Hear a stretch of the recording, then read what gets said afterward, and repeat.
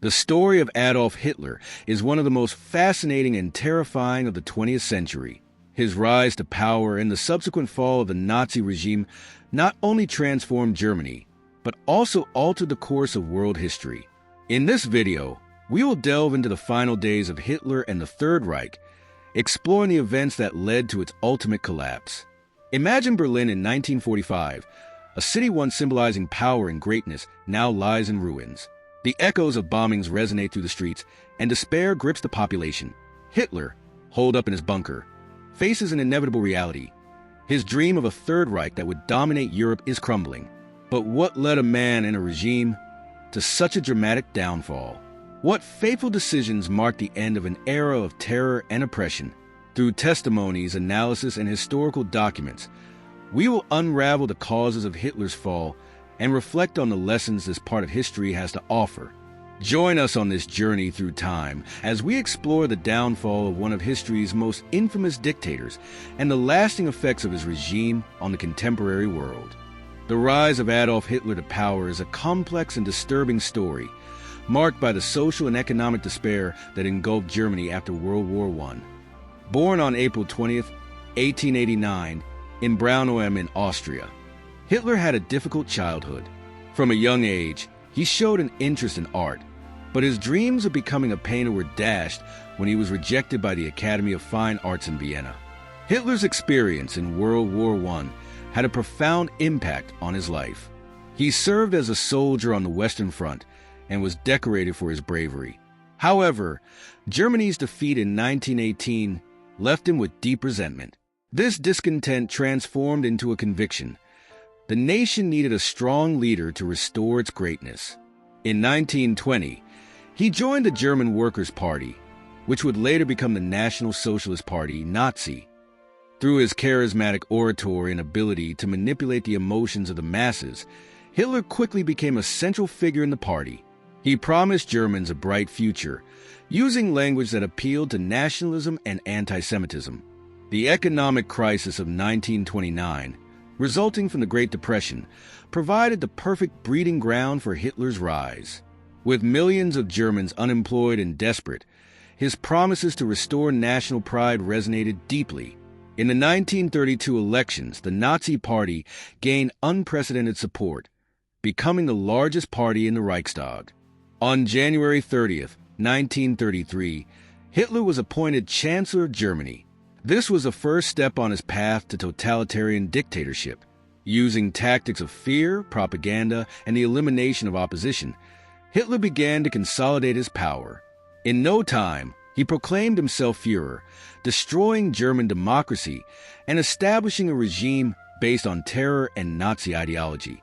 World War II began on September 1st, 1939, when Germany invaded Poland, unleashing a conflict that would span the globe. This conflict was not only a war between nations, but also a total struggle that would transform the lives of millions and change the course of history. Following the invasion of Poland, German forces achieved a swift victory, employing an innovative tactic known as blitzkrieg or lightning war. This strategy combined air attacks, rapid troop movements, and the use of tanks to disrupt and demoralize enemy forces. The fall of Poland was just the beginning of the Third Reich's expansion. In the following years, Germany continued its conquest of Europe, occupying Denmark, Norway, the Netherlands, Belgium, and France. Blitzkrieg became a hallmark of German military strategy, and Hitler seemed invincible. However, the true turning point came in June 1941 when Germany launched Operation Barbarossa, a massive invasion of the Soviet Union. Hitler believed that victory in the East would be quick and decisive, but he underestimated Soviet resistance and the harsh winter conditions. The Battle of Stalingrad, which began in August 1942, became one of the bloodiest confrontations of the war. After months of fierce fighting, Soviet troops encircled and defeated German forces in February 1943. This setback was a devastating blow to Hitler and marked the beginning of the slow but sure retreat of the Third Reich. As the war progressed, the Allies began to gain the upper hand. In 1944 D-Day, the Allied invasion of Normandy was a monumental success that opened a new front in Europe. Allied forces rapidly advanced, liberating occupied countries and closing in on Berlin.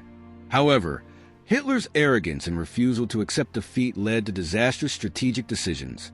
As his troops retreated and fronts collapsed, Hitler became increasingly isolated. Trapped in his bunker in Berlin, the war, which had started with such confidence and ambition, was crumbling around him. As the war progressed and the situation in the Third Reich became increasingly desperate, resistance movements emerged both within Germany and in occupied territories. These clandestine forces played a crucial role in the fight against the Nazi regime, risking their lives to challenge the oppression and brutality of Hitler's rule. Within Germany, resistance was not uniform and took various forms. Groups like the White Rose, formed by university students in Munich, stood out for their bravery in distributing leaflets denouncing the regime and calling for peaceful resistance. Their actions, though small compared to the magnitude of the conflict, were a beacon of hope in a time of darkness. Another notable example was the July 20th, 1944 plot, in which a group of disillusioned German army officers attempted to assassinate Hitler with a bomb placed at his headquarters. Although the attempt failed and many conspirators were executed, this act of courage revealed that not all Germans supported the Nazi regime and that there were those willing to fight for a different Germany. In occupied territories, resistance organized into guerrilla groups and armed movements. In France, the resistance was pivotal in gathering intelligence and conducting sabotage against German forces. These groups helped facilitate the work of the Allies during the D-Day invasion, providing vital intelligence and resistance on the ground. In Poland, the Warsaw Uprising in 1944 was another significant effort.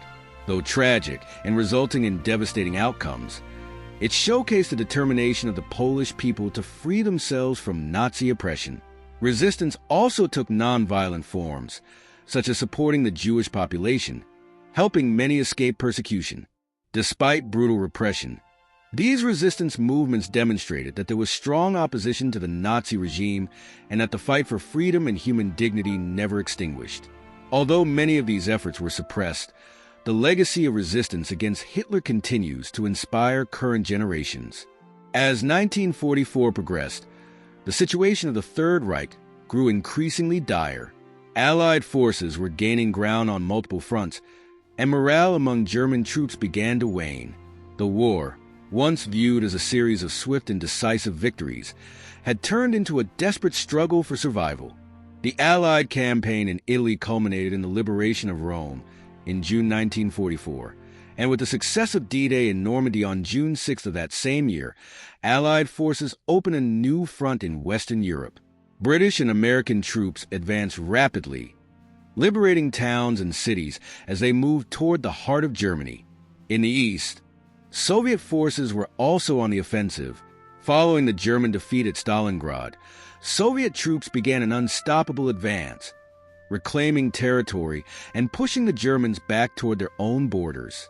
By 1944, the Battle of Lviv and the Belarusian offensive were examples of how the Red Army was dismantling Nazi power on the Eastern Front.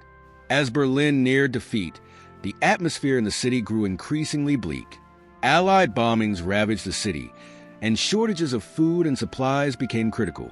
The civilian population suffered immensely, while Hitler and his closest associates refused to accept the reality of the situation.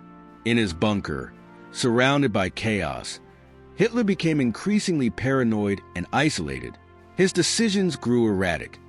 He ignored the advice of his generals and clung to a distorted vision of the war. In his last major offensive, the Battle of the Bulge in December 1944, German forces made one final attempt to regain control, but the attack resulted in total failure. With the collapse of the Eastern Front and the rapid advance of Allied troops from the West, the situation became unsustainable. By late April 1945, Soviet forces were at the gates of Berlin. Amid this despair, Hitler made his final decision. On April 30th, 1945, in his bunker, he took his own life, bringing an end to his regime and leaving Germany in ruins. Germany's surrender on May 7, 1945, marked the end of the Third Reich, but the consequences of its collapse would be felt for decades. The war had left deep scars, not only on Germany but across the world. The disintegration of the Third Reich became a grim reminder of the dangers of totalitarianism and tyranny. The end of World War II and the fall of the Third Reich in 1945 marked a turning point for Germany and the global order. Europe lay in ruins. Millions were dead, and the horrors of the Nazi regime left deep scars. Germany's unconditional surrender divided the nation into 4 occupation zones, controlled by the U.S., UK, France, and the Soviet Union, setting the stage for the Cold War.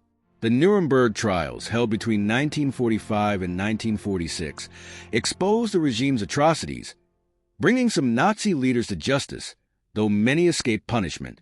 The Holocaust impact led to global reflection on how a society like Germany could descend into such barbarism, initiating a long process of moral and cultural reconstruction alongside the physical rebuilding of the nation. The denazification effort sought to purge Nazi ideology from German society, though it was incomplete. In the West, Germany pursued democratization, while East Germany, under Soviet control, became a communist state. The Berlin Wall, erected in 1961, symbolized Europe's ideological division. Globally, the fall of Nazism prompted the creation of the United Nations and the establishment of international legal principles condemning genocide and crimes against humanity. The Holocaust also became central in shaping global human rights discourse. Popular culture and collective memory continued to reflect on the war's lessons, particularly in Germany, where confronting the Nazi past remains vital. The fall of the Third Reich serves as a lasting warning against totalitarianism, ideological extremism, and the dehumanization of others. The story of Adolf Hitler and the Third Reich serves as a powerful reminder of the profound implications that extremism and tyranny can have on humanity. Through his rise to power, the atrocities of war, and his eventual downfall, we have seen how a distorted ideology can lead to the destruction of millions of lives and the suffering of entire nations. It is essential that we remember these lessons from the past. The fight against totalitarianism and hatred is not just a historical issue. It is a contemporary responsibility. In a world where extremist ideologies and hate speech continue to spread, we must remain vigilant and committed to promoting peace, tolerance, and justice.